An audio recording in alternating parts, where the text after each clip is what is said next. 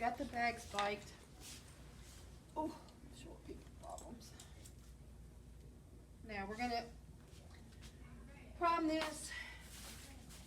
If you got a sink in your bedroom, you can do it in there, but you can prime it into the garbage. You don't want to hold it way down below your waist though, okay? Especially not into the garbage can. Alright, so hold it up. Oh, I need to squeeze this till it's a third to a half filled. A little bit less than a half is best because you got to count drops and you need to be able to see them really easily, okay? So then, I'm going to open this up. Doesn't have to go real fast. Let it go a little slower, you won't have trouble with air. I can see it going down my tube. Down my tubing. When it gets past here, I'm going to turn that upside down and thump it. There's always a little air pocket in there. Alright, and then you'll let it run till whatever little air bubble you got goes out the end. Alright, and so now this is ready to go to my patient's room. And we're going to start our IV as an INT line, and then we'll hook our fluids up. So we need to get our INT ready.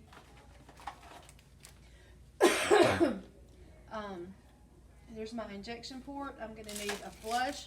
Now, if you're practicing, you don't have this in your bag. You'll have to get, just get a syringe and draw up some flush. Take the needle off and just use the screw zone. If you're using these, and you'll have these in there, and you can use them. These are so hard to get off, though. This is not going to come off. There we go. Make sure you get there's always air. Whoops. Alright. And you're recapping, be careful on the ends. I'm going to open this up. Okay. I'm going to pick it up, not touching the end that's got the screw in, but you want to make sure that's tight. So tighten that connection right there. Then you just push and turn, hold it upside down. You're going to flush it with any 1/2 to 1 milliliter. We're just trying to get the air out. Right? And so just with the cap on the end till it drips out the end and you don't have any air in it, then you can go ahead and clamp it off. You can leave this attached. That way you don't have to worry about the end getting contaminated. Now this is ready to go. Now, I'm going to say that we're going to go to our patient's room. I told you you're not going anywhere. You'll have a caddy like this that's got everything you need, so you don't have to memorize what all you got to take. It'll all be right there. So I'm going to go to my patient's room. I'm going to do hand hygiene, which I would have done before I started messing with all this stuff as well. Identify my patient. Again, we're giving medicines, so you need to ask them their name and their date of birth, and you need to check their armband. There's not an armband on there. Just tell them. I would check their armband and have them tell me their name and date of birth. Explain what you're doing to the patient, and then you'll be ready to start. We need a catheter, a start pack. You'll have alcohol and gloves right there. That should be it. Now, there's probably going to be a tourniquet on here, but if somebody pulls it off and throws it away, you know there's one in this kit. So I'm going to put this on this side and open up my kit. Get out my tourniquet. I'm going to go ahead and take this all the way off. I'm going to put my tourniquet on. Alright. And I'm going to choose which vein I'm going to stick by touch. Whichever one is the spongiest. Hopefully there's at least one that is. Once you figure out where you're going to stick, go ahead and pop your tourniquet. You won't leave that on too long. In our kits, the ChloraPreps look like this. That little ampule thing that you have in your kit, it's inside there. And all you do is push those two wings together and it busts it. That way you don't have to do all this when you're trying to get it to pop, and it soaks your pad. So we're going to clean. How do we clean with this? Basket weave for 30 seconds at least, okay? Clean a big enough area that you're not worried about sticking where you clean, but you can't clean the whole forearm. It's not enough ChloraPrep in here to do that. So we'll clean that. While we're waiting for that to dry and get everything else ready. Alright, if you'll bend that little corner back like that, because you're only going to have one hand when you get ready to put this on, because you can't let go of your IV till you get this on. So if you'll bend it back, it gives you something to pick it up by. Don't pull it, because you can't expose that clear part that's going to be on your patient's arm. Just fold it back a little bit like that. And put that somewhere. Go ahead and loosen the end of this. Now don't take it off, but again, one hand, so just loosen it so it's easier to get off. You can't, it's very difficult to stick with this not bleeding a little bit, that's okay. Just like a real person, you may get some, you know, you just put something under their arm so that they don't. And then I'm gonna go ahead and open this up. Now your gauge and length of your catheter is on this right here. So if you can't remember what size you have, keep hold on to this so when you get ready to chart, you'll know. Sorry. All right, we're gonna pretend that's dry because it takes it forever.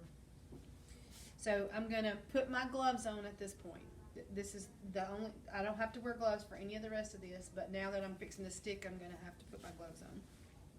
So I'm gonna put on my tourniquet. You want it tight enough that it plumps the veins up, but you don't wanna make it turn blue while you're trying to stick.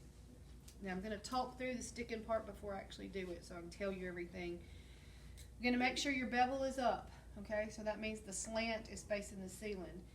On these catheters, if the button's on top, the bevel is up. That's the way that they're made. But there are some that don't have the button on top, so you need to know that your bevel needs to be up and you need to tell them that. We're going to stick at about a 20-25 degree angle. When we feel the vein pop, don't stick the needle any farther. Stop sticking the needle, grab the colored part. You should have blood return then.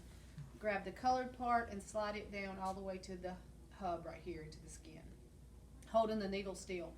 Then in your competency, you're going to push the button. Okay, the needle will disappear up into here. In your practice, if this is what you have, don't push the button, okay? Slide this down and then just lay this aside and you can reuse them that way, all right? All right, so we need to stabilize the skin. A lot of nurses hold it from the bottom. Hold your arm. That accomplishes two things. One, it stabilizes the skin. Two, your patient can't jerk his arm away while you're sticking him, right? But you can't do that on these arms. So I do it from the side. You can do it from back here and stick over your thumb. Just make sure you don't touch your thumb. Even though you got gloves on, you can't contaminate this. This has got to stay sterile. So I'm going to stabilize the skin. About 25 degree angle. Now if you shake, kind of brace your hand, because once you touch the skin, you have to stick. I mean, if I'm shaking and touch over here, I'm going to need to start over. Need to re-clean, get a new needle and all of that, okay?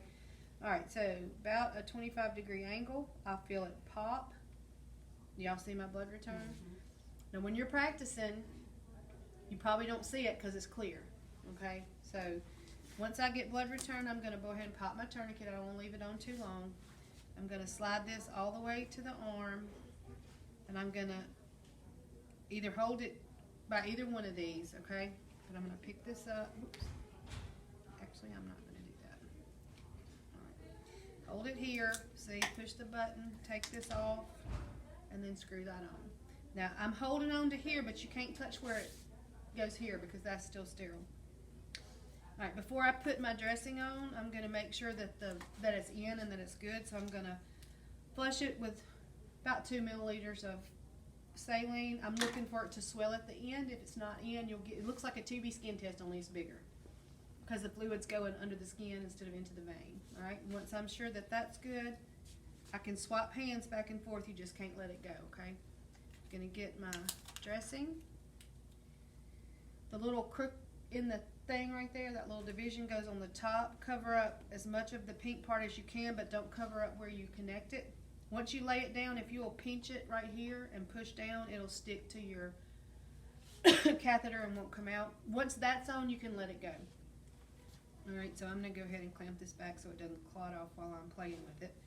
Now, you got to pull this off, and because these arms are plastic, it may pull your dressing off. So as you pull, kind of follow it with your finger just to keep you don't have to do that on a real person because it sticks to their skin. But your label is on here, okay? So go ahead, you can lay it on the table and just fill in the blanks. Initial, date, and gauge, which remember I told you was on here. And then it peels off.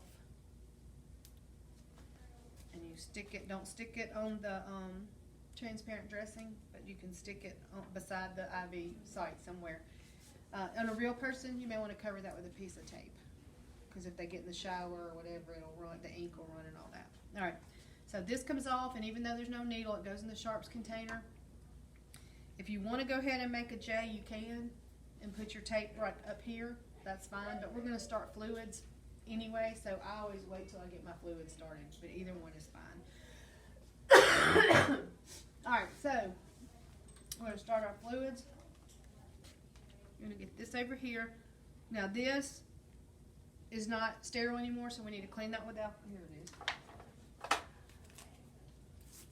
Alright. I'm gonna clean that with alcohol real good. Lost my mind. Take this off, and once again, make sure this doesn't touch all over the place. You have to push, and then push the little thing down and twist. Make sure that's unclamped. And we're ready to set our rate at this point. Now, we did our drug problem. Let's say we came up with 32 drops per minute. So in order to speed up the process of setting the rate, that's the only reason we do it. You can take that number, divide it by 4, so I would get 8, and take a minute and divide it by 4, that's 15 seconds. So I can get 8 in 15 seconds instead of 32 in a minute. And all that does is, if I'm counting drops, I count for a minute and I get 70, so I slow it down. I count for a minute and I get 50, so I slow it down. I count for a minute. You see how long that's going to take? But if I do it the other way, I'm adjusting it every 15 seconds, so it kind of cuts everything down by 4 times. But what you have to do is start it dripping, depending on whether you got to get 2 in 15 seconds or 8, just either really slow or medium. You got to hold your watch up to the drip chamber, because if you hold it down here, every time I look down, I miss drops and it won't be right. So hold it up here, count drops. Say I get 12 in 15 seconds, I'm going to slow it down. Once I slow it down, take your hand off the roller clamp, because while you count, because if you get it right, you don't want to accidentally turn it and then it's wrong again. Once you get your drops in 15 seconds, count for a full minute and make sure you get whatever your drug problem was. In my case, 32. Does that make sense to everybody? Sorry, y'all. Repeat that. You say repeat. Okay, so I'm getting, my drug problem was 32 drops, and I'm getting 8 in 15 seconds. Once I get that, I need to count for a full minute and make sure I have 32. Okay. And once I have 32, I'm gonna stop this from dripping anymore. Once I have 32, then I'm done. All right. I will document that IV initiated to right forearm, 20 gauge, 1 inch catheter inserted with good blood return, flushed with 2 milliliters of saline without swelling at the site or complaints of pain. Normal saline initiated at 32 drops per minute, and then how they tolerate it and how you left them. Y'all know all that. Side rails up, bed down, locked, whatever. Oh, you would make your J. You can still put your tape here, or you can put it back here, but don't tape over the transparent dressing, because that needs to be left alone for infection control. And also, when you come in to do your assessment every shift, you got to assess your site, and if you got tape all over it, you can't see it. I'm sorry, y'all.